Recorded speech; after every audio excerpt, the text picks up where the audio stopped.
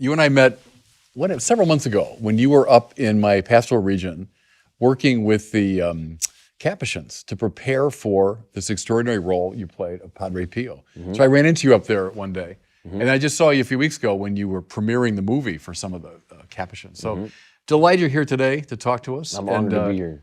Good. And several, I mean, I could talk to you all day about a lot of things, but maybe first a bit about acting. I mean, you're seen as one of the best actors in your generation. And when I watch your films, I'm reminded of people like, De Niro and Pacino and Daniel Day-Lewis and some of these people who are more identified with, the method acting style, Stanislavski and all that. I'm just wondering, I mean, do you agree with that? Would you say you're kind of a method actor? And if so, what's involved in that? I think people put that on me, but and I'm honored by the people you just mentioned to be included that way or be perceived that way. Yeah. But one, I'm not at that level. One, two, I'm not in that school of thought. So Stanislavski is about sense memory and it's very intellectual. It's a whole lot of conceptual. It's a whole lot of cognitive. It's heady. It's very heady. And I'm like a Whitman character. I'm like a very unintellectual feeler. And so I don't identify with that school of thought really. I don't really know what I do or where it comes from or how it happens. I know that I feel a whole lot. I got a big heart. I don't know if I'm a method guy. And I think some of that stuff's ridiculous. So like kind of the staying in character, that's sort of the cliche. I like to be immersive. Yeah. I like all immersive experience, not just acting. It's probably why I like Catholicism as well. I like all immersion. I like being I like adventure. And that requires like full immersion. So I would consider myself an immersive actor, but method acting has like a bad smell to it. Like too technical, too intellectual. And just kind of douchey, kind of like just like mean. Mean. Yeah. Sometimes I feel like there's people on film sets like they it gives some people an excuse to behave terribly. You hear some stories of guys just like sending people like rat carcasses and like ridiculous things that have nothing to do with the moment on set. What's the famous Olivier story that he was with Dustin Hoffman, Yes. right? And Hoffman stayed up all night and to get totally into his character. And didn't Olivier say like, why don't you just try acting, my son? dear It's a boy." lot easier. Yeah. Well, yeah, and this is tricky because both of those actors are incredible. Who would you side with? Me personally, I appreciate Hoffman more, and maybe that's just because of my generation. But I don't think it's required to. First off, I now having played Pio, some of the penitence involved in method is interesting because then you're not acting. I hate acting. I hate acting because it feels like you can get it wrong. When you're really in it, then you can't get it wrong. I hate losing. I like to win.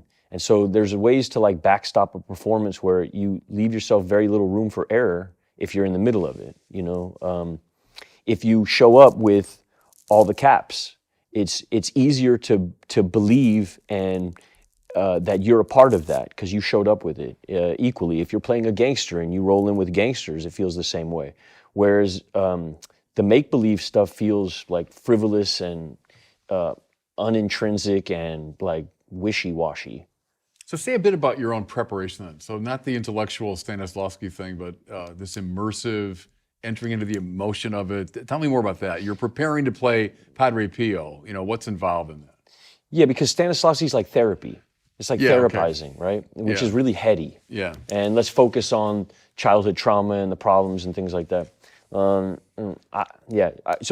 Pio, right? So you wind up with this enormous responsibility, and you learn how enormous it is the further in you go, and you start to get very scared, and that fear motivates, like all things, fear and discomfort motivates like growth and change, and so I get this. I'm tasked with this enormous thing, which feels like. And this is a whole story in itself, how the role even came to me, but which also feels miraculous and unearned anyway, I wind up with this task, and the task is to play like one of the most spiritual men that ever lived. You're playing one of the most respected, beloved saints that ever graced the earth.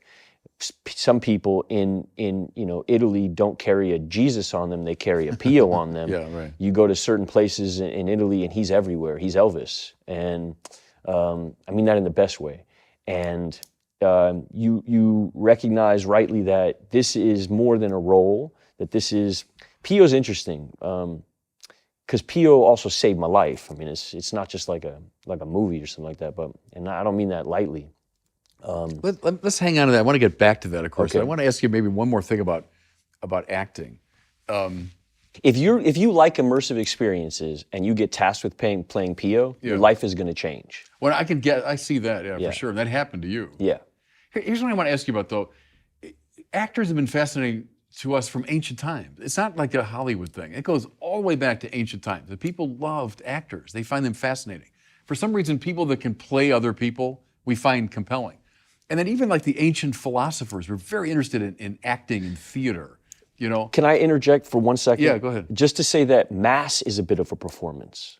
Yeah. Mass, the priest is performing the last moments of Christ's life, and he is a vessel for this extraordinary experience, this extraordinary moment in time, and he is replaying as he's as the host is imbued with the Spirit, that is a bit of a performance. And so different priests have different performances. And not to say a priest is an actor, because that somehow minimizes the sacred nature of the task, but there is a correlation between Mass and being an actor completely immersed in an immersive experience. That was my first inroad to Pio, was, okay, that Mass is an immersive experience. He's fully involved. His Mass was very different than other Masses that were performed in that it was lively. It was, you never knew which way it was going to go. We have some films of those. We've seen Padre Pio sing Mass. And it's an emotional experience. It's not just the tradition of it. It's not just the ritual of it. It's an entire journey that he goes through. He's exhausted at the other end. He's sweating. He's dripping. He's crying. Yeah. There's snot. It's like the man went to battle. He went to war, and it feels like there's a death that happens and a resurrection, and it's extremely emotional, which is how he touched people. He didn't touch people through like these profundities that he spit. He was also an immense feeler. A lot of his contemporaries didn't liken him to an Aquinas or an intellectual. He was an extraordinary feeler. He was like a pro-feeler. And that was my first inroad to him, was the fact that I as an actor who feels that way, that I'm not like I didn't go to school. I didn't go to Juilliard. I'm just like a street tough who wound up in this wild world. And in Pio, I found the same kind of misanthrope who wound up in this wild situation where a lot of people put a lot of pressure on him, and he felt the enormous nature of the task. That was my first inroad. Yeah. I'm sorry for speaking too much. No, here's a lot of things were going through my mind as you were talking. One is, I heard Bruce Springsteen say one time that his first introduction to performing was being an altar server. So he's in this Catholic parish, he's an altar boy, and he said, there you are up on this stage that's well lit, and there's people out there, and you're dressed up, and he said it was like my first introduction to performance. I also thought of Thomas Merton, you know that name? Oh, the yeah. spiritual writer. Oh, yeah. So Merton had all these friends in New York who were not Catholic, and he becomes a Trappist monk, which is a pretty, intense expression of Catholicism. So a lot of them came to his first Mass, and they didn't quite know what was going on. So one of his buddies, a guy named Seymour Friedgood, who was Jewish, said, what is the Mass? And Merton said, well, it's like a ballet with certain prescribed movements and gestures. Now that was the pre-conciliar Mass, the older Mass, which probably is a little bit more like that, but it's to your point about the performance of it or the drama of it, because it is a sort of recapitulation of the drama of Christ's life. Even the priest coming into the sanctuary, the word entering into flesh, coming into the world, the priest being relatively silent for the first part of Mass, the quiet, the silent years of Jesus. Then the proclamation of the word, that's Jesus preaching. Then there's the sacrifice of Calvary, et cetera. So the Mass is if you want, a dramatic representation of the life and death and resurrection of Jesus. Also, when Mass is done really, really well, you feel like a secret is being shared with you. And good performances are this way. When you see really good performances, you feel like, oh, wow, this person is sharing a secret with me. It connects in something deeper where you feel like somebody is expressing something from in you and you're seeing it up on screen. And that's what I get out of really good Mass. A really good mass feels like it's sharing some secret with me, some profound secret with me.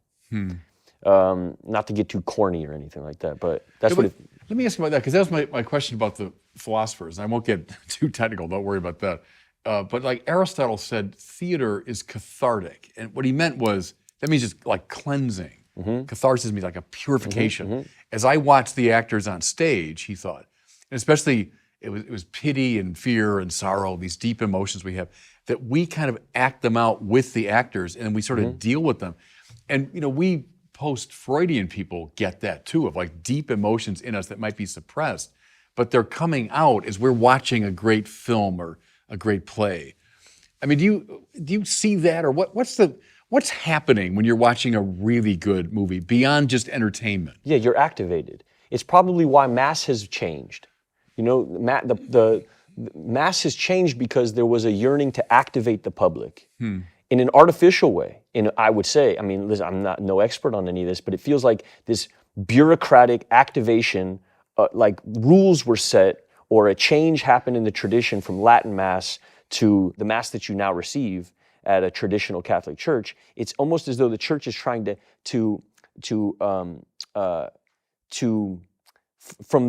almost from the office, activate the audience without putting the agency on the priest. We have full, conscious, active participation. That's which is where the line of singing and the Vatican back II. and forth comes Right. from, whereas old Latin Mass put all the agency on the priest to be fully activated, and that activation of the priest was supposed to activate the audience, to activate the laity. That all the agency was put on the priest. And so, and I don't want to get too far into this because then you get into controversy, but Latin Mass affects me deeply. And, How come? Because it feels like they're not selling me a car. And when I go to some Mass with the guitars and stuff, and I'm from, Santa Ynez, right? So that's where I was catechized. And there's a lot of guitar playing. And there's a lot of like, what feels like they're trying to sell me on an idea. Yeah. Whereas what I feel when I went to Oakland and went to like, and by the way, there's a very incredible version of that as well that's super activating and very emotional that I've experienced up there with Father Bobby. There's also, and Father Peter, but there's also this something that happened, Christ the King in Oakland does a Latin Mass every day of the week. And it feels like it's not being done to sell me on anything. And it feels almost like I'm being let in on something very special. And the quiet, it activates something in me where it feels like I found something. It's a little bit like a band. When a band is pushed on you, it doesn't feel the same way as you finding it. When you find it, then you root for it. It feels like this special thing that you found, and you protect it, and you hold it, and it's yours. When somebody's selling me on something, it somehow takes it kills my aptitude for it and my suspension of disbelief and my yearnings to root for it. I get it. There's an immediate rebellion in me. Yeah. Yeah. No, I get that. You're hitting different dimensions of it, because you might say the shadow side of the older form was it became too much of a theater performance and the audience is just kind of sitting there taking it in, where what all the liturgical reform people wanted, this is way back in the 40s and 50s, was this full, conscious, active participation.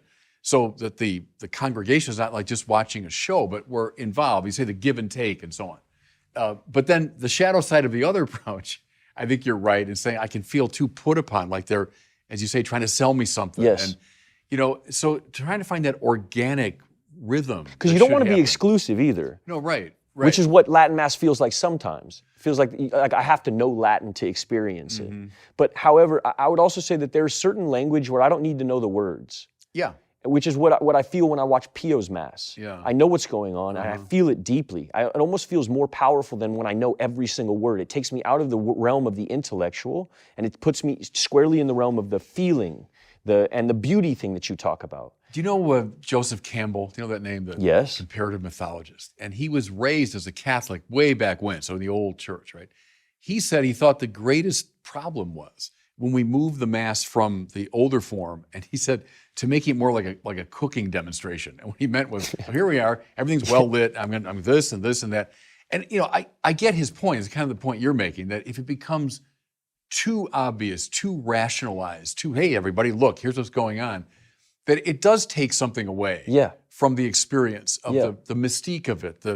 Because part of the idea of using incense, which we do at the Catholic Mass, and we say, well, our prayer is going up to God. Yes, indeed. But part of the symbolism there is it blocks our vision. The smoke gets Yes. in the way. Yes. And in fact, it gets in your eyes even. Yes. Where people are coughing and I can't see. But that's appropriate around sacred things. If everything's wide open to view and under bright light, oh, there it is. Yeah. Well, that's by definition not the sacred in a way. Yeah. So, see, the challenge to me is trying to find a way to honor all these things we're talking about. And the liturgical wars going on are often people on both sides seeing good things in their approach. But it's trying to find the place where they can all find expression. Yeah. I think that's the Yeah. challenge. And I do, I mean, as a person who's involved in the arts, to deny some of the senses, it heightens some of the others. So when you put me in this rationalistic, logical, word, plot, it takes me out of the feeling realm. Yeah. Whereas Latin Mass puts me squarely in the feeling realm because I can't argue the word, because I don't know what the word means. Yeah. So I'm just left with this feeling that feels sacred and connected. And really what hindered I was never an atheist. I was always an agnostic, even when I was a Sam Harris, TED Talk, Christopher Hitchens guy, which is who I was before I fell in. I always had a belief, but I never had like a connection. Latin Mass gave me something where I felt connected, which took me out of belief into connection. Belief kept me, I had belief because that's the rational, logical. It's not logical or rational to be atheist. If you really go deep enough, you get to the Big Bang and then you're screwed again. You have to account for it somehow, which puts you in a belief situation. Right. But too much of that logic and too much of that rationale takes me out of feeling, which takes me out of connection. No, and it's a good instinct, because Catholicism, I think part of our genius is we never threw anything out. That we have kind of this all-encompassing thing. You want rationality, man, you got Thomas Aquinas, and he's more rational than anyone in the whole Western tradition. But then that same Thomas Aquinas, who could write in a highly, highly technical way, they say couldn't get through Mass without weeping copiously. Yeah. And so that's Catholicism, is that we've got the emotion, we've got the art, we've got the sensible, we've got the intellectual, and it's all there. We never threw anything away, And so, because people are in different places. When I was a young kid, I responded to Aquinas' arguments. They made a huge difference to me. Wow, that is really rationally compelling. Other people responded in very different ways.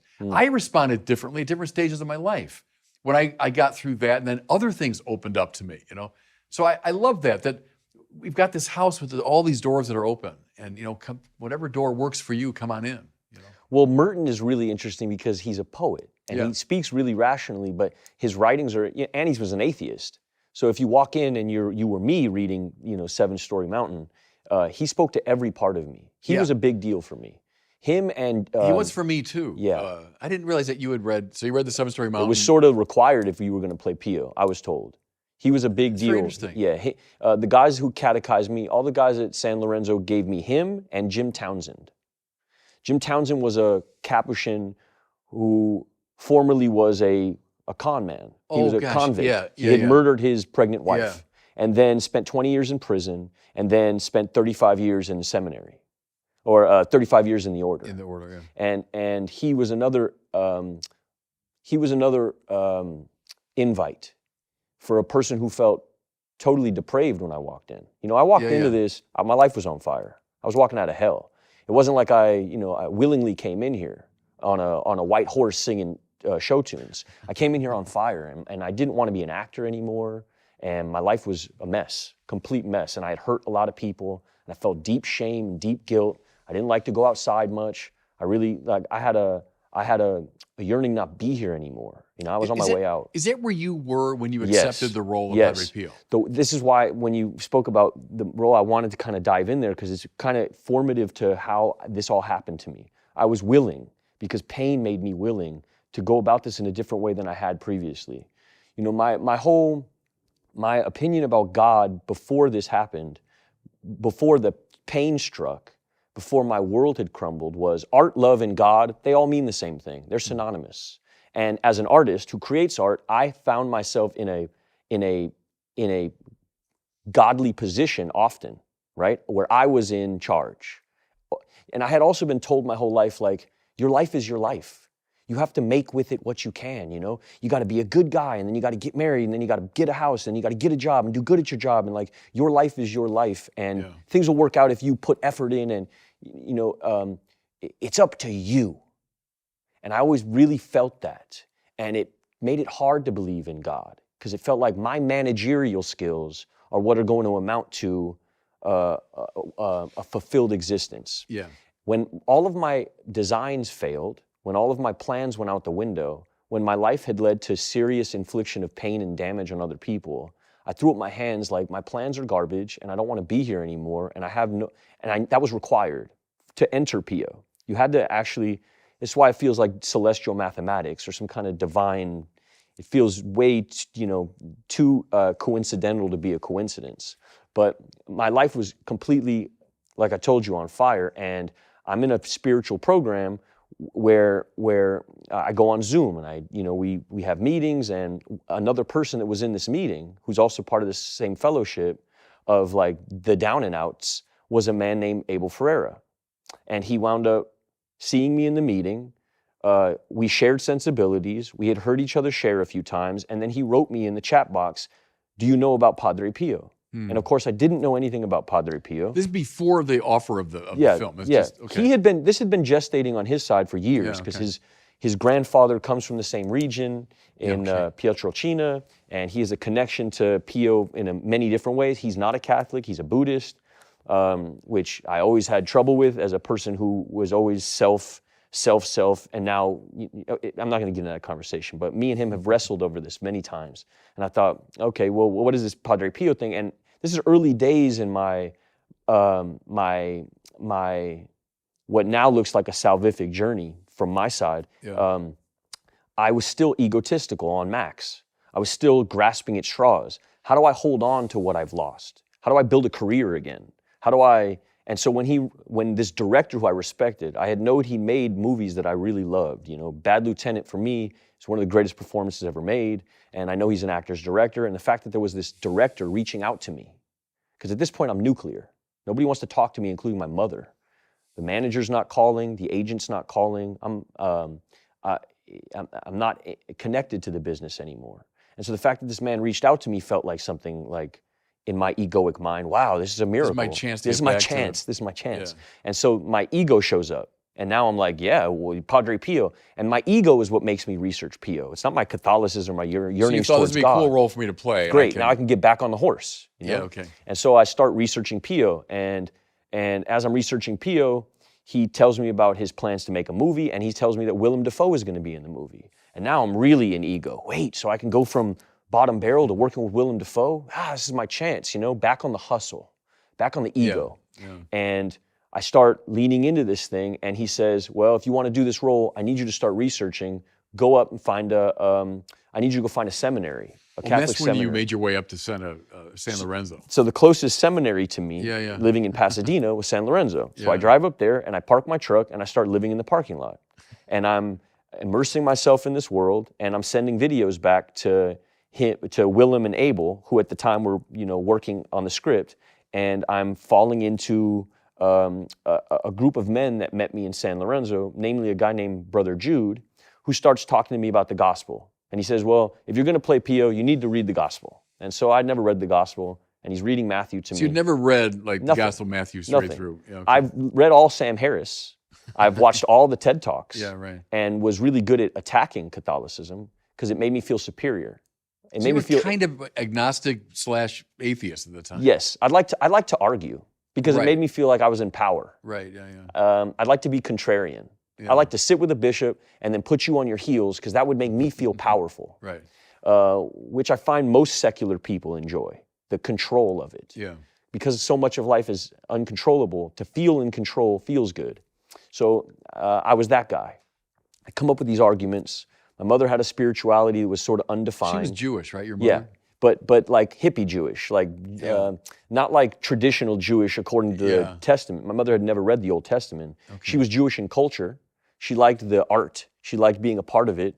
She liked the rabbis and the charisma, but she wasn't a practicing Jew in that she wore tefillin and read the Old Testament. And I had never been given any of this information.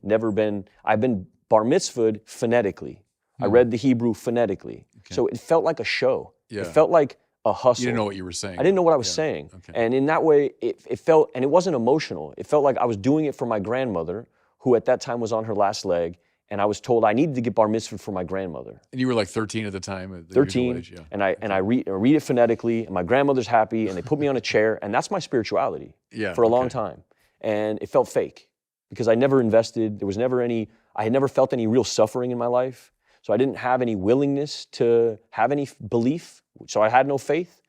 Okay, so that's the... So now you're up at San Lorenzo, and you're given the Gospel of Matthew. I'm reading it for the first time. I read it for the first time, and things start to strike me, like John the Baptist. Yeah, okay. Like the story of John the Baptist, being a reformed hedonist, being this man who's wearing like this, who was sort of like, scraggly and like kind of felt like a old Western character from some kind of I don't know, like he felt like a cowboy.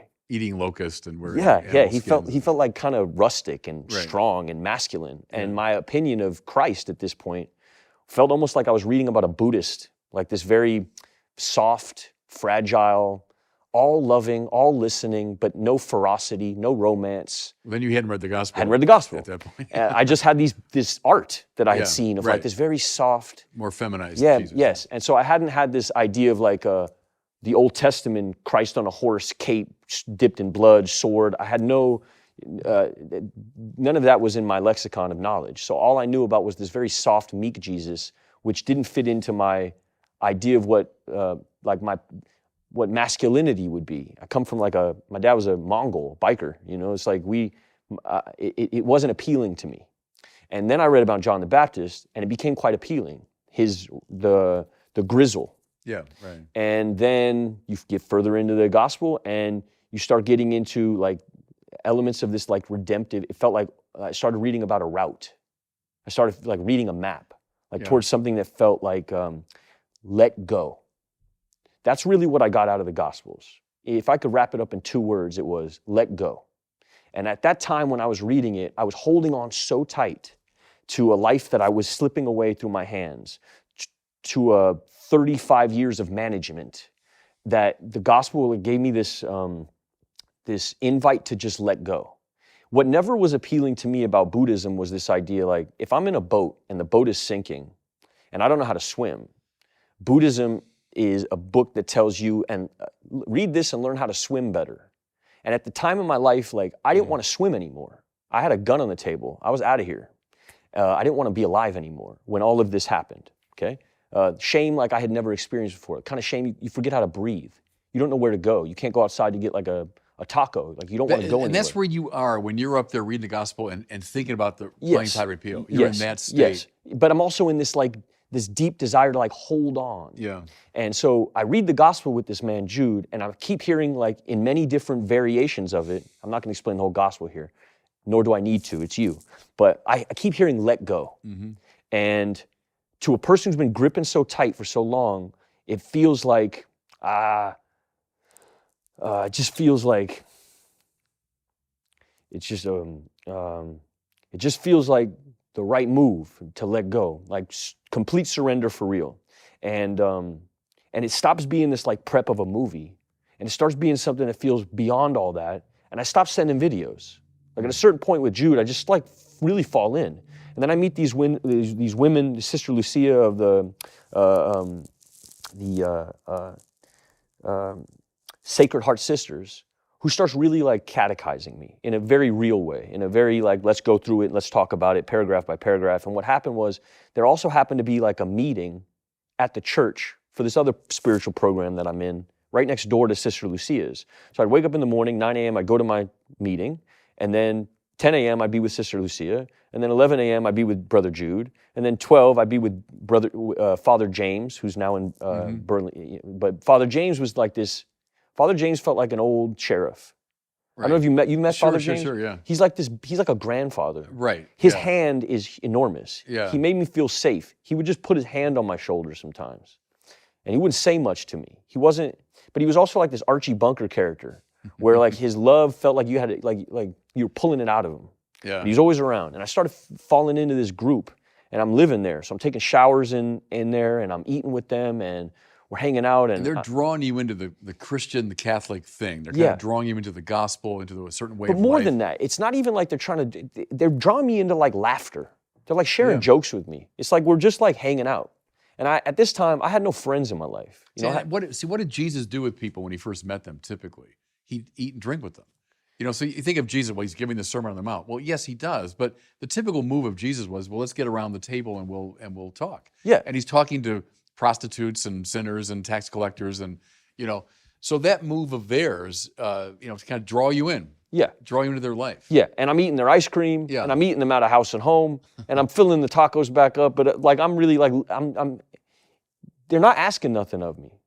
They're not asking me to sign nothing. They're not asking me to do nothing or Yeah. take pictures. I'm just like sitting around and I'm petting their cats and I'm hanging out, you know? Yeah, right.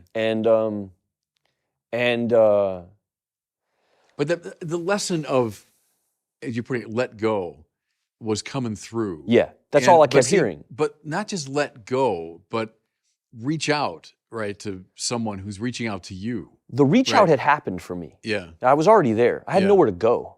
This was Yeah. the last stop on the train. There was nowhere else to go. In every sense, it was like, I know now, like my God was using my ego to draw me to Him, was drawing me away from worldly desires. It was all happening simultaneously, but there would have been no impetus for me to get in the car and drive up here if I didn't think, oh, I'm gonna save my career. And what happened to me when I got here is a switch happened. It was like 3-card Monty. It was like somebody tricked me into it. Yeah. It felt like. Not in a bad way, in a way that like I couldn't see it. I was so close to it, I couldn't see it.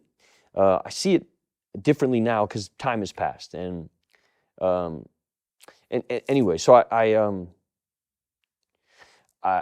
hanging with Brother Jude, and then Brother Jude gets called away, and he has to go like be an archivist somewhere. So he's got no time for me. And another man enters the fray named Brother Alex, and Brother Alex has a totally different energy. Young guy, he's about your age. He's my right? age. Yeah. Super austere. Yeah. Very prayerful. Yeah. And I don't know nothing about prayer because I can't cultivate an unforgiving. I don't know anything about silence. I don't know anything about quiet. I don't know anything about it. I got a cell phone in my phone that will give me everything my ego needs. It's buzzing all the time. I got all this, there is no silence, or I don't know anything about meditation. Meditation at this point in my life feels like a self-imposed timeout. Prayer feels like I'm memorizing somebody else's words, like I'm an actor, like I'm doing monologues for myself in my head. And Alex says, just go into that chapel and just shut up. Where the Blessed Sacrament is. Yes, Yeah. and just sit there. Just sit Right. there and be quiet. And that feels like a very strange thing to tell me, and I'm also rebelling. And right around this time, you and the deacons show up for like this deacons meeting. Well, that's the first time I met you. It's the first time I meet you. Okay. The deacons are all hanging out at the church. right. And I feel like, oh, this is like, wow, it's amazing I get to sit in here. And I feel like I'm not allowed to be there. But then all the deacons are like being really warm with me, and I'm sitting It was in the back. Mass first, right? It's And then- Mass. yeah. We do Mass, and then we go like have a little sandwich. Right. And you do this talk about prayer. Yeah. And how it's really a simple 4-step process, prayer, and I needed somebody to simplify it for me, because it felt like, one, I needed it to be defined. I didn't want it to be this esoteric. I needed something very defined and very practical. I needed something very like boots on the ground. And you said, quiet leads to loving thoughts leads to loving action leads to peace.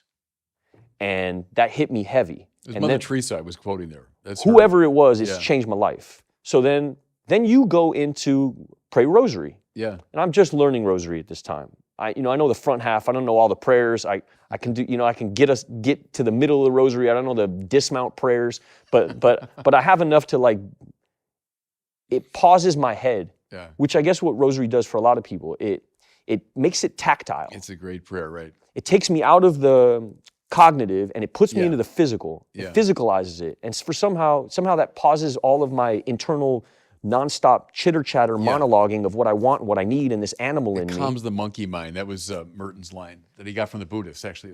The monkey mind's always leaping around. Yes. Here, and it calms that. It calms that and centers it. Yeah, and makes me feel present because it's right here. Right. I can hold it. You hold it in your hand. Yeah. Right. And so we're praying the rosary, and I'm waiting for loving thoughts, and it's not my first or second or third or fourth or fifth or sixth or seventh thought. But then I hear a thought like, call your mother, tell her you love her. Now, me and my mother at this time, my mother don't want nothing to do with me. You know, the news that had come out has been like I've been abusive to women, and I've been shooting dogs, and I've been willingly giving women STDs, and like it's disgusting. It's depraved. And my mother is embarrassed beyond all imagination. She doesn't want nothing to do with me. And we hadn't talked, and I'm living in this parking lot. And I get out of rosary with you, and I call my mother, and I say, I don't have much to say to you, but I love you and I'm safe. And she said, oh, I'm so grateful. And she hangs up the phone, and it's the first time I had really like talked to my mother, and I felt this peace, because I had all this resentment and animosity, like, how could you dip on me? You're my mother. You know, no matter what happens, like, this is conditional love that you offer me. So, you know, then I start reading the Confessions by Augustine and his mother and that relationship. And like, everything starts to feel like click, click, click, click, click. Right. And Augustine being like a hedonist who had made all these flaws. And then they started explaining Francis to me and all this ego that was in Francis. Just a complete egomaniac. Same story, right. Yeah, like, and I start feeling all these connections, and I start seeing this route, and and it says let go, and I find a way for myself. This is all before we're even in the movie. I'm not even reading the script yet. I'm just like laying the ground, I'm not even in a Pio yet. I'm passing Pio's statue every day, and I'm kissing him on the hand just out of like reverence for the statue. But I don't know anything about the man yet. Then I get to reading about Pio and about suffering. Now, this is another hack that happens to me at some point, where I felt like my suffering was pointless. I didn't understand what was going on. I felt like, you know, and Father James walks me through like offering your suffering up as a purposeful. As like intrinsically valuable, that God taps certain people to go through certain suffering so that they can be more effective at bringing the good news forward. And we start talking about purpose. And I'm questioning like what my purpose is, because before this moment, my purpose was just to be a good actor. My purpose was just to be the best actor. That was my whole purpose in life, like just such a little dream, like the dream of an ant. Yeah. And James says, you know, what are you good at? And I'm like, I'm good at bleeding in front of people. He's like, what are you talking about? I was like, well, that's what I do. You know, I sort of just throw myself at walls. They film me. People tell me it's good. That's all I know how to do. He's like, okay, so you're good at suffering. How are you going to help other people with that? I was like, I guess I'll make movies and stuff. And he's like, yeah, but what else? And we start getting deep off into this conversation and what the arithmetic of purpose is. And James says, you find out what you're good at first. You find out how you can help other people with that, and that is your purpose. Yeah. And that's the leapfrog. Right. I mean, there's so many spiritual principles that you're talking about. And what's cool to me is you were learning them not abstractly, not from a book. You were living through them, and you had some good people guiding you. But, you know, one of them is the whole attachment, detachment thing, which every spiritual master talks about. I mean, ancient, medieval, modern, every master, is you got to hunger for God. We all do. Which is infinite hunger. It's what everybody wants. Sam Harris wants it, trust me. But we hook it on to something in this world. So we say it's wealth, it's power, it's pleasure, it's my career, it's whatever it is. It's going to make me happy. And of course it can't, because the desire is infinite. So it can't be filled up by anything. Yeah, there's no ceiling. Right. So you keep throwing things in, more and more and more and more. And of course it doesn't work. And that's how we get addicted, which is, I think, why attachment in the classical spiritual masters is very much like addiction today, that we know a lot about, that we get addicted to these things. And you're addicted to sex or to booze or to drugs or to success or to my own ego, all that stuff, you know. So you would wander down that path. I was wearing a success mask for 30 years.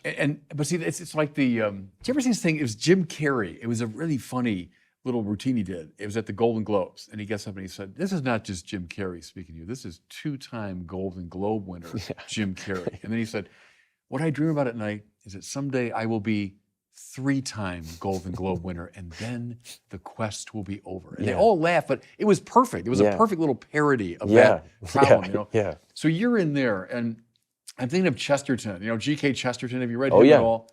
He has that wonderful line from one of his Father Brown stories, you know, these detective stories. And that God will let us drift to the end of the world, but then by a twitch upon the thread, will call us back, you know?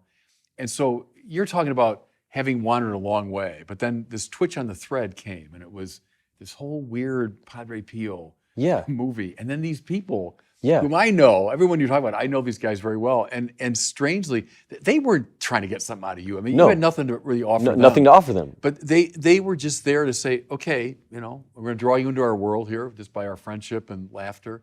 Then we're going to draw you a little If they didn't do it for fun and for free, I'd have never heard anything they said. I wouldn't Right. have heard word one. Right. Because I would have ripped them apart because, oh, this is a transaction and you're doing it because of this and that and this and that. Yeah, like Father James, who I know very well, if someone said, oh, this guy, he's a pretty famous actor, and, you know, if you get to, he's like, I don't care. I He didn't care at all. He wouldn't care at all. No, he didn't care at all. No, and that's what made him a powerful. Yes. And what he said to you, that's the move now from addiction, and then we reach out to the Lord, not to the things of the world. But then the next move is always mission. So he's like, okay, why did he call you back with a twitch upon the thread? Yeah. Why? So that now he can send you out on mission. You know, Yeah. so that's James saying to you, okay, what are you good at? Well, how can you use it? Yes. You know. But James is also a big Pio guy. And he Right. keeps saying to me, like, don't make him weak. Yeah. Like, meek Oh, yeah. and weak are two different things. No, right. And let me explain the difference to you between being meek and being weak. Meek Yeah, is to what be was it? treasured. Meek is to be valued. Meek is a submissive respect. Mm-hmm. Weak is having no faith. And he starts explaining stuff like that to me, where, you know, meek in my head, from a kid who never had a puberty ceremony. I mean, you know, Judaism, and you're 13 and they put you on a chair and you get a driver's license, but it's not like I wander off into the woods and come back with a lion's head. You know, there's no puberty ceremony for a young man today. You know, that's a problem in our culture. Yes. We've forgotten how to do that. And you don't really know what it is to be a man, you know? And James starts talking about mountains. You know, this is where Seven Story Mountain comes about, but we were in a conversation about a mountain, about what in nature is masculine. And I'm like, and he says mountain, and he says, do you know why? He goes, because it's immovable. You know, the wind is not going to move a mountain. And then we start talking about my wife and what my wife wants in a man, and being stable, and where that stability comes from for a man, and that it's not going to be something you will. It's going to be something you lean on. And that mountain is in that chapel. This is like my journey to this. He starts brought making you back to the Blessed Sacrament. Yeah, but he does it like through this rah-rah cowboy talk. You know, I feel like I'm listening to like I don't know what to describe it as, but it feels like John Wayne. It's like this rah-rah kind of thing that touched on it touched on this thing that I came from, and it accounted for this whole side of this Christ that I didn't know yet. And he sort of like masculinized the whole thing for me as this warrior's journey. And he starts reading like Heraclitus to me. I don't know anything about Heraclitus, but he's like, there's this quote I want to read to you. And he goes, you know, Heraclitus talks about what a warrior is. He says, and I'm paraphrasing, but he says, you know, out of 100 men, 80 are just targets. 10 are fighters because 10 are fighters because they make for the battle and we're grateful for them. But the one is a warrior, and he will bring the others back.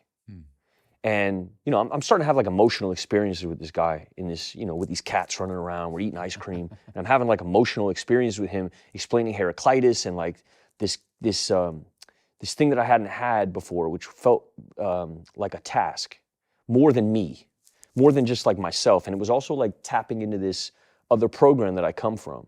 And so now I'm starting to share like in this other program on Zoom, like these guys are seeing me in a parking lot, and they're seeing these friars walk behind me. What's going on? And they're desperate for God over here as well. You know, that whole thing is about finding a higher power. And so they're seeing me like hang out at this seminary, and they start driving up. And the guys start, Is that right? Yeah, these guys that are in this other program start driving up to the seminary and start hanging out with these other friars, and my world sort of collides. And then, oh man, where are we in the story? But Well, you've come a long way spiritually at that point. yes. I mean, you've now made I'm some- really like, now I'm experiencing prayer. I'm experiencing rosary.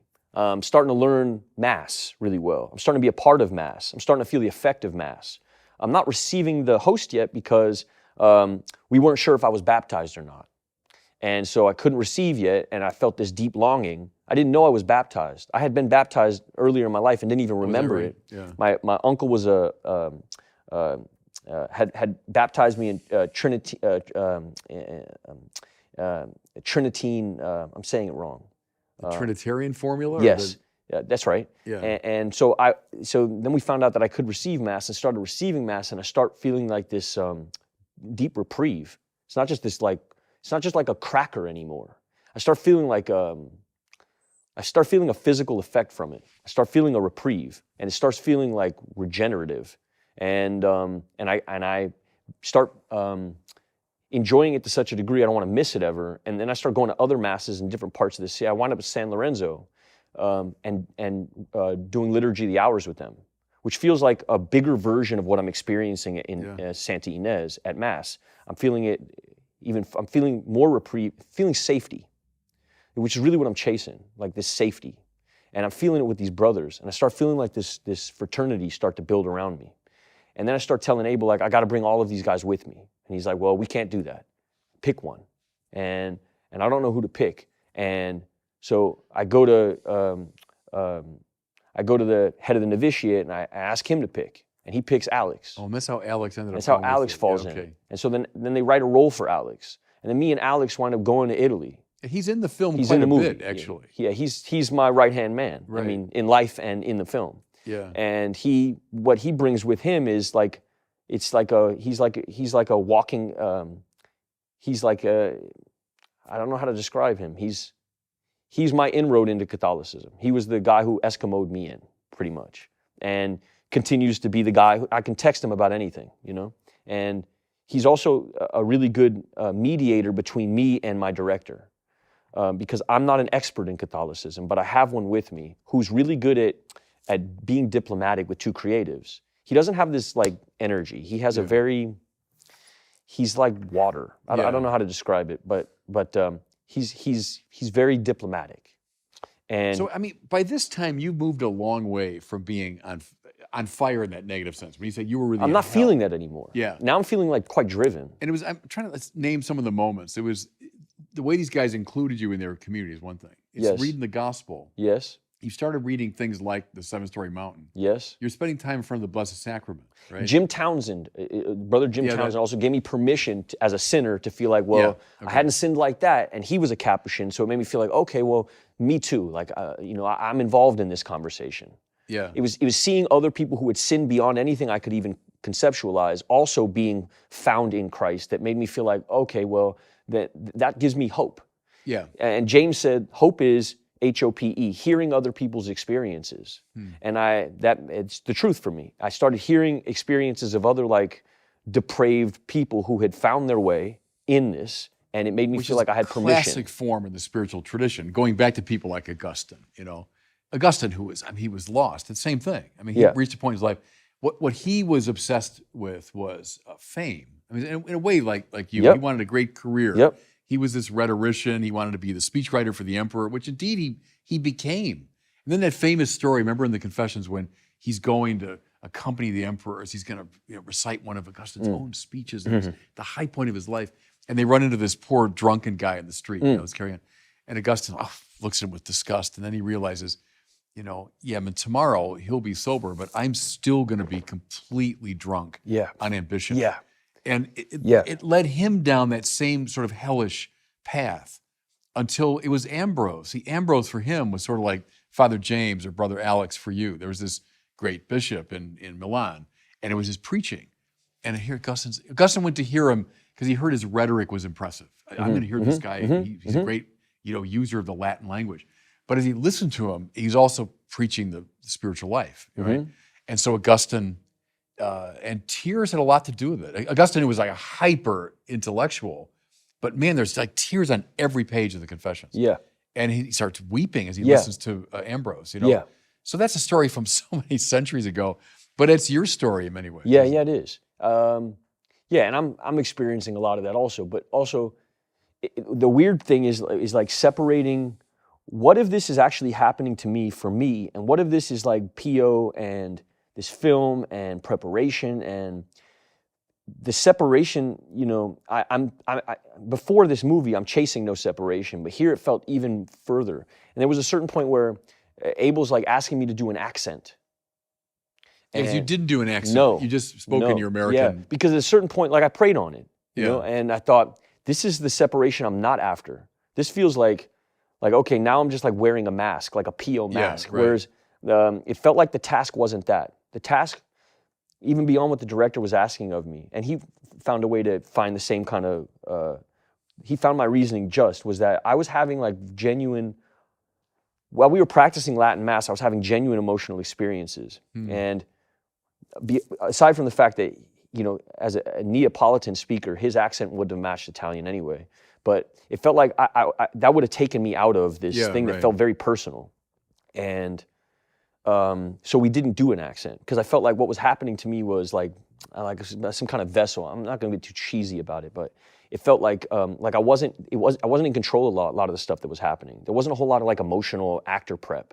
It was like very prayerful. When I felt like I couldn't hit a moment, me and Alex we would pray, and then it would come, like the emotion would just come. Pio was a very emotional guy. Yeah. And Mass is very technical. It's so technical. And so it's very difficult. You have to be very proficient at Latin Mass, one. So I spent most of my time not even studying Pio. I just studied Latin Mass.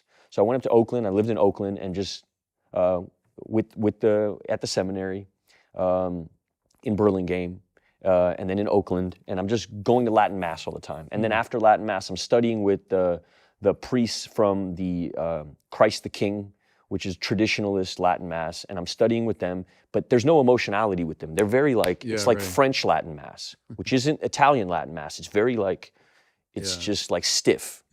Pio wasn't stiff. Pio was, like you say, he was almost a dancer.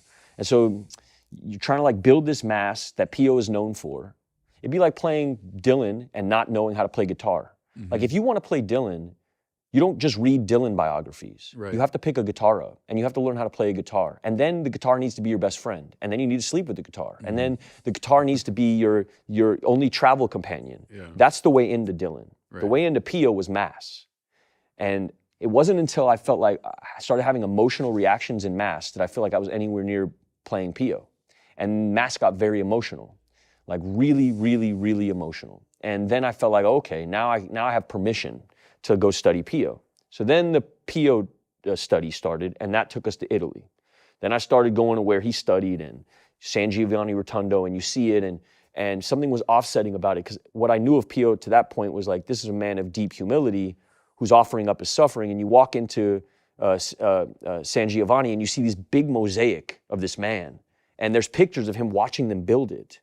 And my first inroad into what James was talking about, offering your suffering up and offering your ego up and entirely, is I always pictured a priest would be so against the idea that he's being put on this Mount Rushmore in this town. And what I'm seeing in this man is like deep utility, deep focus, like a man who's just so laser beam focused. He doesn't care if you think he's ridiculous. He doesn't care if the church thinks he's ridiculous. He doesn't care. Which it did for a long time. That's part of the drama of Padre Pio, right? Which was That's another inroad for me. Basically 10 years. Exiled. The church said, you know, don't celebrate Mass. Right. Sit in this room. And you know, by the end of his life, he's this living saint. And now he's this, you know, one of the great saints of the 20th century. But during his lifetime, he went through a real psychological and spiritual suffering.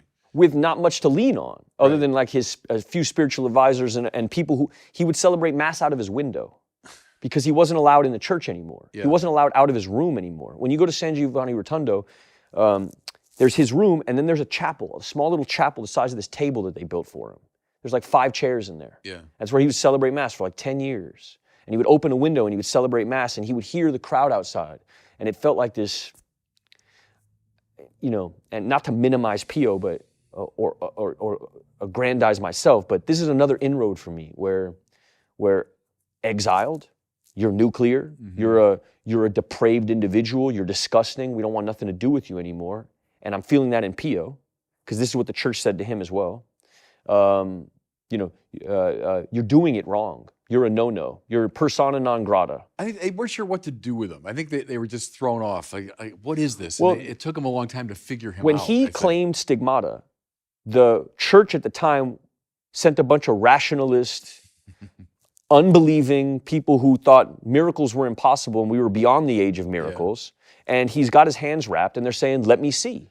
And he's saying, "No." And then they write him off. You're a liar. Yeah. You're a liar, and you're using the church to sensationalize and create a spectacle out here so you can sell keychains or whatever they thought they was doing, you know? And so they write him off as a crazy, as a lunatic, a person who is pimping the church is what they thought. And he had genuinely experienced something. Which is true of a lot of the mystics too, that the church has a hard time taking them in at first, and it takes a while to figure them out. But no, I like how you're using that though as a way into your own life experience. Because again, I'm feeling all this deep identification. Like here's another example of a man who, when he was exiled, he didn't hit Twitter. Right. He didn't go on Twitter and say, "I didn't do this, I didn't do that." He just got quiet. Yeah. He got quiet and he said, "Is that so?" And then he continued doing what served him and the people that he was serving. He didn't get loud. He didn't do the Martin Luther. He did the St. Francis. Which was he quietly got more Christ-like and cultivated that as opposed to like this rebellion. He accepted it. He accepted the judgment of the church. Yeah, he could have started his own church, started his own order. Right. He had that much following. He could have at that moment walked off into the woods and created a whole new sect of Catholicism. Right. And there are a lot of people in the tradition who did things just like that. You know, probably mystics who had some legitimate sense of God, but they didn't keep communion with the church. Yes. You know? But let's go back to the stigmata for a second, because I don't want to give away too much of the movie, but it is featured in the movie that Padre Pio bore in his own body the wounds of Jesus, right? And you could say from a distant perspective, like, oh, wow, that's really something. It's kind of glamorous, you know? but he took it for what it was. I mean, it is enormous suffering. Yeah. They hurt, you know, literally, these were wounds that hurt.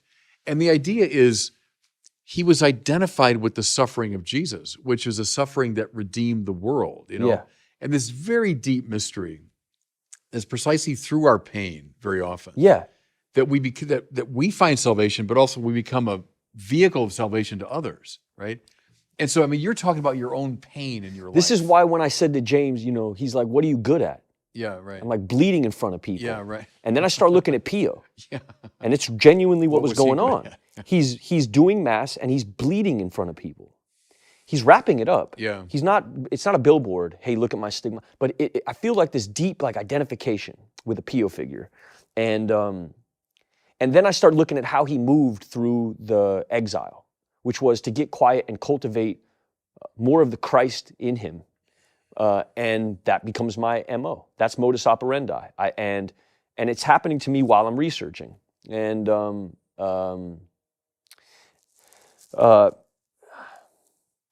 I'm also getting friendly with people who knew him.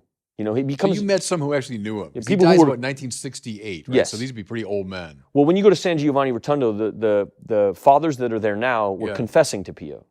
Wow. So when they were young guys, probably, right? Yeah, and so you walk in and they're like, "You're Pio?" You know?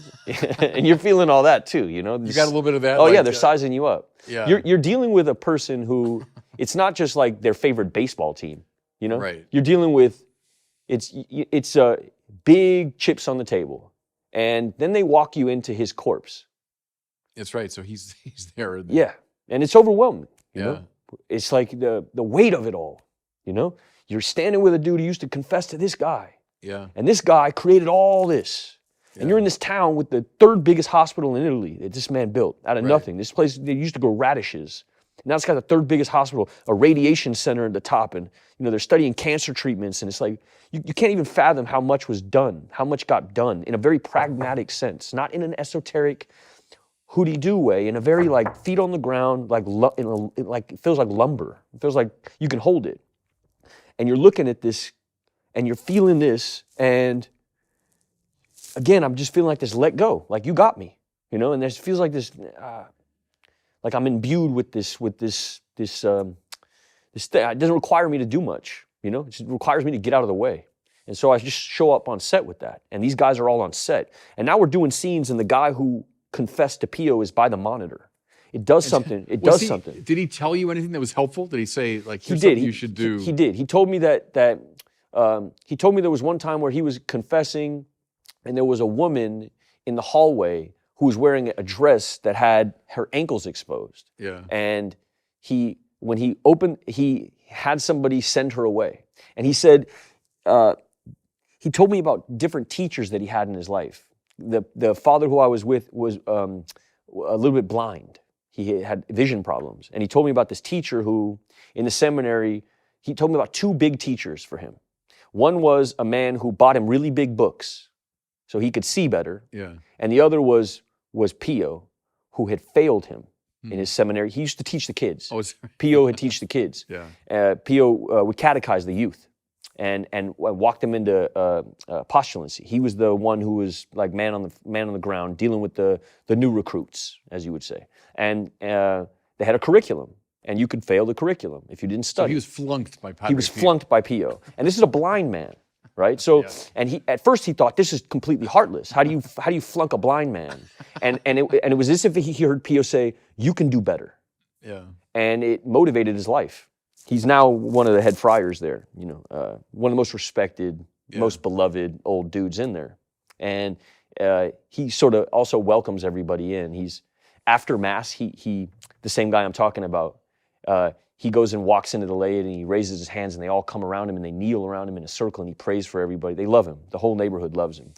But he was the one who said, the two teachers that mattered to me was this really giving, soft approach that identified like my problem and like was soft with me, bought me the big books. And then there was this Pio influence, which was holding me to account. He and was had tough. he had certain ambitions. He was tough. To flunk a blind guy and tell him, you can do better. Yeah. It requires a certain kind of a person who can see more in you than you can even see in yourself. And so this is kind of the energy that he had. And so there's scenes in the movie that, with him cursing in confessional and stuff like that, James really loves. Father James loves those scenes because they introduce a certain...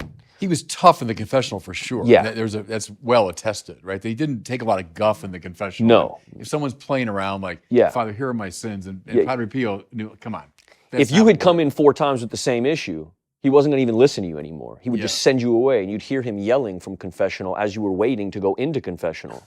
And so as you're walking into confessional, he just let loose on another guy.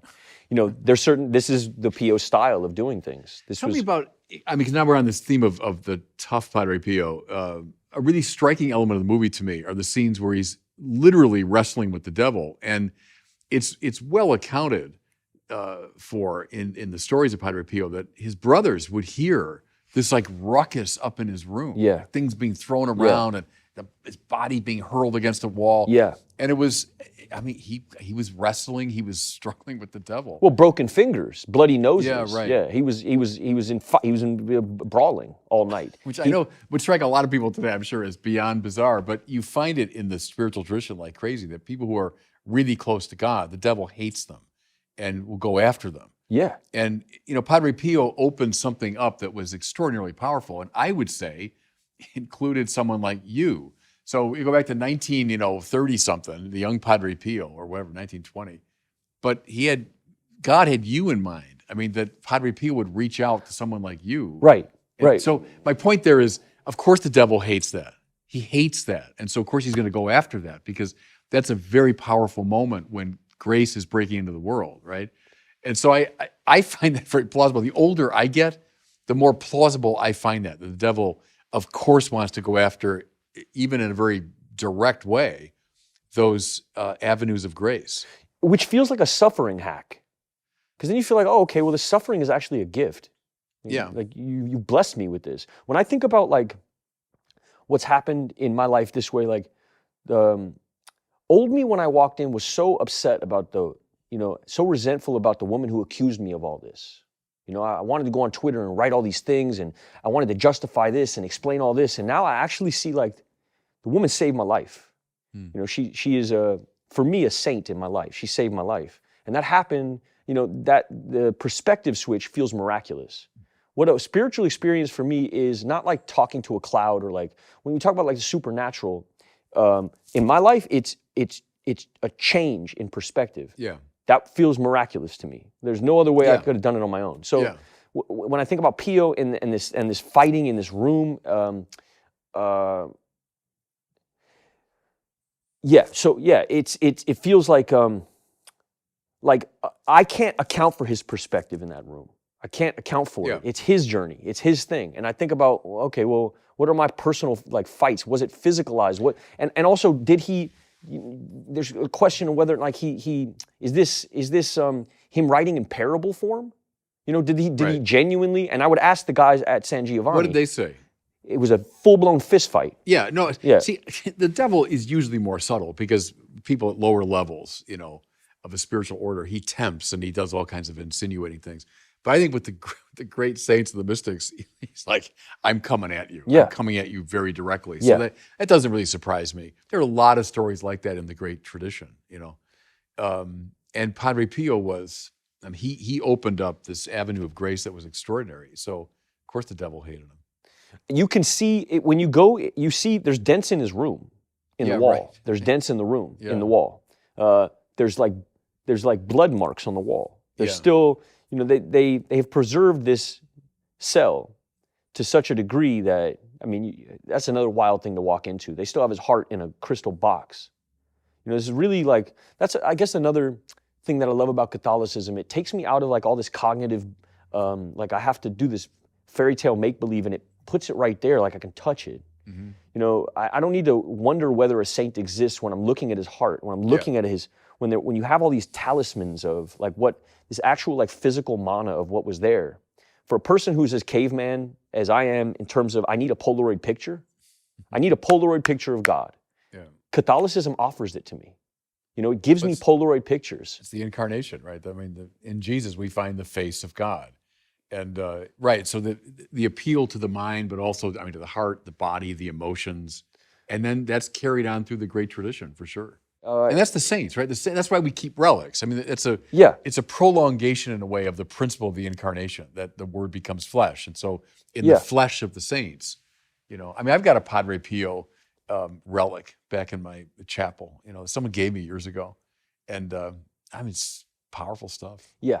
This is the other thing is you start, like, I'm blessed to have had the experience I've had because once I met all the caps in Italy, then they introduced me to all the caps in Rome. Yeah. And then when you go to Rome and you go to the head of the order has a room that is full of relics, that is overwhelming. It's just, you cannot deny. Did you go to the Bone Church in Rome? Yes. Yeah, this type of stuff is like, it's just so effective. It's just so effective. It just, it's really hard. And it's also like trying to describe it to my buddies over here. It's like trying to describe what pizza tastes like. I can't. Right. I can't describe to you what pizza tastes like. You got to either put pizza in your mouth. No, but they'll see something in you, though. See, they'll see the change. Exactly. And so Jesus says, you know, metanoiate is his first word. You know, we say repent, but it means go beyond the mind you have. That's what it means literally. So nous is mind, meta is beyond. So he's saying go beyond the mind. And so the mind that we all get stuck in is this one of fill up the ego with all these things. You got to get beyond that mind. And as you put it, reach out, because the central theme of the Bible, you could say, Old Testament and New, is trust. Trust in the Lord. Because our word for that would be faith, you know. And before that means something more cognitive, it means something more visceral. It means trust. Let go, as you say, let go of all that old thing. Let go of that old self, which has made you miserable, right? And trust. The kingdom of God is at hand, Jesus says, and that means he's at hand. Here I am. Trust in me. Reach out to me, you know. And that's Christianity. I mean, that's Catholicism. But it's so irrational to just trust. Yeah, You know, right. I can't just jump from nothing to faith. Because I'm convinced I need all those things to be happy. And so I hang on to them desperately. If I let go of my career, or let go of pleasure, or I let go of power, whatever it is, I'm not going to be, I'm going to be lost, you know. But that sounds like Peter walking on the water. You know, as long as he's looking at the Lord, he's able to walk on the water. But you're looking around, you know, it's in the fear. You know, perfect love casts out not hate, the Bible says, but all fear, right? Perfect love casts out all fear. And that's a very important move. I'm afraid. I'm afraid to let go. Let go, perfect love, right? The love that comes from God and is directed back to God, casts out all fear. And then see, you start glowing with it. So you're not on fire the way you were describing, like in this hellish fire, but now you start glowing with this light, which is, I receive a grace and I give it. Instead of saying, hey, I got something, I'm gonna get more of that. No. What you get, give it, and then you'll get more of it. It didn't make any sense to me that God comes to those who give. That's not what I was told before I came in. God comes. I came from the school of God helps those who helps themselves. Mm-hmm. That's what I was told. Yeah. And that's not what I found. God comes to those who give, those who ask. That's what I've experienced. I didn't do any of this. This is so when you talk about like what's your school of acting and stuff like, I don't know. I have no idea. I showed up for this movie, and there'd be scenes that we would be doing mass, and right before I would do mass, I'd turn to Alex and I'd say, "Brother, I love you," and he'd say, "I love you," and that'd be that. That'd be all the prep I need. Old me used to like live on a set. I would like live in a tank. Yeah. And I'd be living in the tank and like and doing all this extra blah, blah, blah, because I was so scared that I wasn't going to get it right, that I didn't want to leave any room for error. I had no faith in anything other than my own will and my own efforts. And then you get to this set, it's you can only go so far, and then you really do have to have faith, because it's not like you're not playing anything you can actually rationalize. Action, you're fighting with the devil. What? How do you You have to have faith, because it feels so, and that's the other thing is like, it could get so corny. Mm-hmm. It could just get so garbage, and you're desperate to get it right. You're desperate to like protect this man's legacy. And I remember when I was, I had also been going to other Latin Mass in Van Nuys, like I'm quite close with Mel Gibson. And when I didn't know how to get to Latin Mass, I didn't know how to find it. You can't like go type it up online and find it. And he had introduced me to certain Latin Mass, which, because he's very into that traditionalist thing, you walk into like that realm, and you have people coming up to you once they know that you're playing Pio, and they start like coming up to you and tugging at your shirt sleeve and saying, "Don't get it wrong. Yeah. He's the only one we have." You start hearing things like that, you ship out with so much pressure that then you're in front of the Mass, and you've just gone through 6-7 months of the shirt tugging, the introduction to the order, the introduction to who Pio was, and you're standing in front of the Mass that he used to serve Mass at, and you're trembling with fear. And there's no way you can actually find the agency that he had, and you go through all this second guessing, that to have Alex with me rooted me in something very tangible and real. And when I turned to Alex and would say, "I love you," it felt like God. This is really which really is God for me. Art isn't God for me, which is where I used to come from. Yeah. Art, love, and God being synonymous, but God and love are still synonymous for me. And the more loving that I am, the more I feel closer to God. Well, that's what God is, right? So when art reflects Him, yes, the true, the good, the beautiful all reflect Him. But what He is love, and love is willing the good of the other. So that when you do that, you are in the presence of God. I mean, the divine life is surging through you when you truly will the good of the other, which is a very, very rare thing. Because we're so tainted by our ego that even as I think I'm willing that person's good, but probably there's a lot of, because I'll get something out of it, right? That's why those moments of when you can return to another human being and say, "I love you," or demonstrate that, that's a rare thing. That means God is in you, right? Now, give that away. Keep giving that away, and you'll get more of it, and you'll get more of it. And that's the saints live in that place. But which is difficult on a film set. Yeah, I imagine. When the camera is on you. Right. It's so easy to get lost in ego when the camera is on you. Right. It takes extraordinary effort to get out. I mean, forget the camera for a second. I wake up in it. My left is my left, my right is my right. You are in front of me. It takes extraordinary effort, and it takes real work to get to another perspective. If I don't have a higher power, if I don't have God, if I don't have freedom, doesn't feel good with no structure. If somebody stripped me naked and threw me in the ocean, it wouldn't feel good. I'd be free, but I wouldn't enjoy it.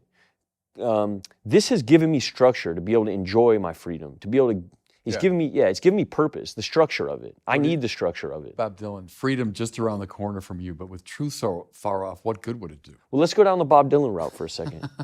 No, because I mean, see, he speaks a lot of these truths, you know, because Dylan comes out of that tradition. But that's exactly it. So we can so valorize freedom as like spontaneity. I do whatever I want. But with truth so far off, what good would it do? I mean, freedom's always correlated to Can you say the lyric one more time? Freedom just around the corner from you, but with truth so far off, what good would it do? That's from Joker Man. Remember that from like the early 80s? No, you're a deep cuts Dylan guy. I'm like a big hits Dylan guy. Oh yeah, yeah. I'm both. You know, I started loving Bob Dylan when I was about 13, and it was the concert for Bangladesh. Remember that? No, no, no. 1971, George Harrison organized one of the very first benefit concerts. Now that's so commonplace, but it was like the first one for Bangladesh had gone through a great flood, right? All these people that were suffering. So he organized this concert. Everybody, Eric Clapton, Ringo, I mean, everybody at the time was there. And then the climactic moment was that he brought out Bob Dylan, who sang like 5 of his most classic songs. And he had been out of commission for a while. People hadn't seen him. And that was the first record I heard of Bob Dylan, was that performance. And it just, I was like 13 or 14. And it just changed my life. Can I tell you Bob Dylan's story? Yeah. I made a movie called Honey Boy about my dad. Yeah, right. And Neil Young was a big deal for me and my dad. Love Neil Young. Yeah. And we didn't have like the budget. We were a small little like $3 million movie, really tiny film. And we didn't have like the money to pay for this Neil Young song that was a big deal for me and my dad. And I wrote this letter to Neil Young and asked him for the song, and he sent me a price tag that was exorbitant and would have been our whole budget. So then I reach out to my dad, and my dad plays me this Dylan song called "All I Want to Do Is," I don't know if that's called that, but it's Baby Be Friends With You. Baby Be Friends With You.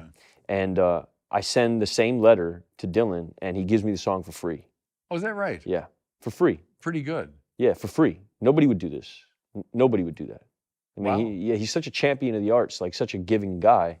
I don't know if everybody knows that about Dylan, like the way that he moves in the industry or in business. Like he gives a lot of his music away to other like bubbling artistic endeavors. He just freely gives it away, which I think says a lot about who the guy is. Wow. He's not far from here. He lives in Malibu, you know. So does he? Yeah, that's where his main house is. I think he has a farm in Minnesota too. Yeah, I picture him living in a chicken coop or something like that. Yeah, he lives in a well, I think he does have kind of a strange pictures I've seen, like the environment around his house. It's kind of like a farm. Gotta be. But oh no, I mean Bob Dylan, because the thing with Dylan is he does, I mean, so many different things and different styles, but he's someone that knows the spiritual tradition pretty well because he's biblical. Yeah. The Bible from the beginning to end, from the earliest stuff, Hard Rain and all that, all the way to today, is the Bible, I think, is the great golden thread that runs through his writing. Well, and as a blues guy, you can't really get into Lead Belly and guys like that unless you're into the Bible. Oh, the blues is all the Bible. It's all Bible. Yeah, and so that whenever you get into kind of Americana music like that, it's going to be the Bible is the thing. But see, people have forgotten the Bible, though. They don't know the Bible. The way people in the 19th century, or even like Dylan's generation, first part of the 20th century, most Americans had a pretty good acquaintance with it. Now they don't. What's the solution for that? No, that's a good question. And I just finished a commentary on about half the Old Testament. And that's part of what I'm really dedicated to, is trying to make the Bible better known. And a lot of the preaching that I do, people say, well, it's remarkable because you're talking about the Bible so often. Well, what else would you talk about? But for a long time, we didn't. A lot of our preaching wasn't biblical. So I'm dedicated to, making that central. Meaning you were encouraged not to talk Bible? Kind of. We were encouraged to talk about people's experiences. So in homilies? Yeah. Like to say the Bible's kind of too heady, or it's too strange, or it's this distant thing. So talk about, your experience, how it relates to their experience, and maybe bring in a little something from the Bible. And that was a disaster. I mean, to be honest with you, like my generation was trained to preach that way, and it was disastrous. The Bible is so much more interesting than my experience. Yes. And when I bring my experience to the Bible, and say, well, my world belongs in that world. My world should be drawn up into that world. That makes it more compelling, I think. Mm-hmm. I agree. Yeah. I find that's, I guess, why traditionalist mass hits me from a different angle. There's not like this relatable, like the homily doesn't like, okay, we'll let the like all the air goes out of mass when that part of mass happens. when we've done a very prayerful, we've entered, it's very prayerful, the initial prayers, and then we get to the homily and like there's this tss. Right. Well, that happens when it's the priest's kind of own words and own experience dominating. Now, obviously they are my words, and of course my experience will influence it, but when that comes to dominate. To let your hair down right before you're asking me to fully believe that we're about to walk through the death of Christ. Yeah. Seems like, huh? They should be Christ's words, right? So the homily is an extension of the gospel, and it should be Christ's words that you're preaching. If it's Bob Barron sharing his private spiritual intuitions with you, well then who cares? I might do that at a cocktail party or something. But at Mass, it's the prolongation of the gospel. That's what the homily is. But the irony is, the more I do that, the more compelling the preaching is, and the more it reaches people. If it's Christ's words, it's the Bible that dominates, Yes. Hey, listen, I could talk to you all day. Yeah, I was just thinking that myself. But thank you for being here, and it was just delightful. And my feeling, honestly, is Padre Pio from his heavenly place. Just as those Capuchins kind of took you in, up in San Lorenzo, drew you into their company and more deeply into their life. But see, we believe it's not just that company we can see, but the one that we can't see. And that company, too, of the saints reaches out to us, and I think played a role in drawing you in. For sure. And so you're playing Padre Pio. I see it as a result of his intervention, in your life from his heavenly place. So praise God for that. Praise God for that. Thanks for letting me sit down with you. All right. God bless you, Shia. Yeah, thank you. All right. Peace.